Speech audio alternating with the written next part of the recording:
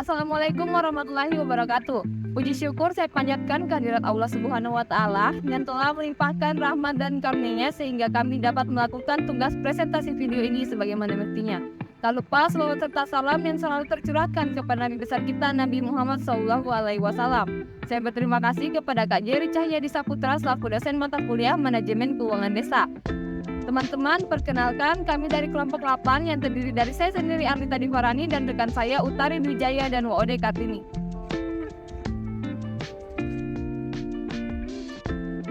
Nah, teman-teman, materi yang akan kami bawakan berjudul Industri, Inovasi, dan Infrastruktur yang berhubungan dengan Sustainable Development Goals atau tujuan pembangunan berkelanjutan. Simak videonya sampai habis ya. Industri dalam manajemen keuangan desa adalah kegiatan ekonomi yang mencakup produksi barang atau jasa seperti peternakan dan pertanian serta industri kerajinan tangan. Tempat yang terdiri sekarang ini yaitu salah satu contoh industri pertanian, yaitu pabrik beras yang berada di Karing-Karing, Kota Bau-Bau.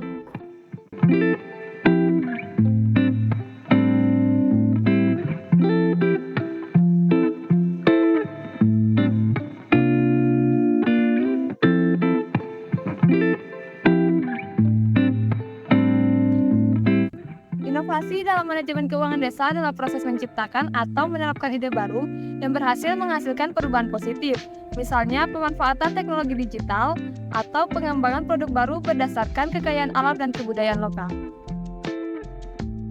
Infrastruktur dalam manajemen keuangan desa adalah sarana fisik yang diperlukan untuk mendukung kegiatan ekonomi dan sosial seperti jalan dan transportasi yang memadai untuk memfasilitasi perdagangan serta infrastruktur pendidikan seperti sekolah, kampus, dan kesehatan yang baik untuk meningkatkan aksesibilitas layanan di desa.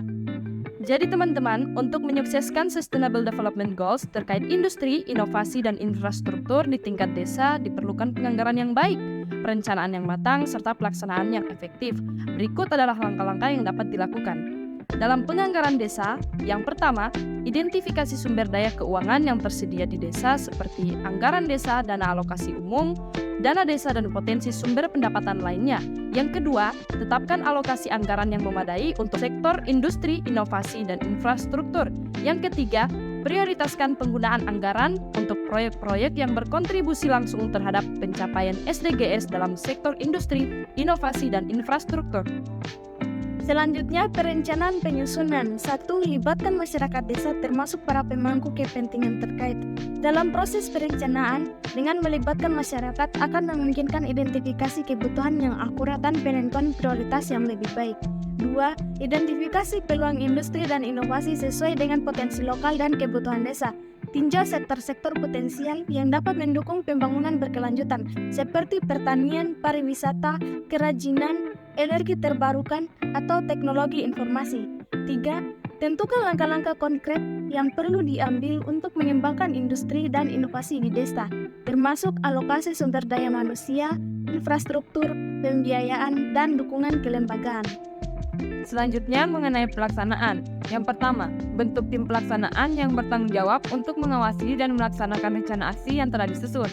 Yang kedua, pastikan transparansi dan akuntabilitas dalam penggunaan anggaran dan pelaksanaan proyek.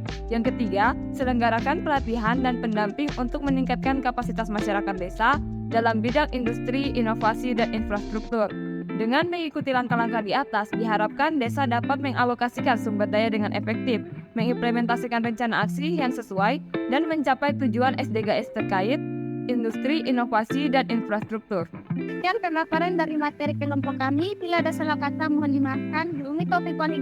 Wassalamualaikum warahmatullahi wabarakatuh.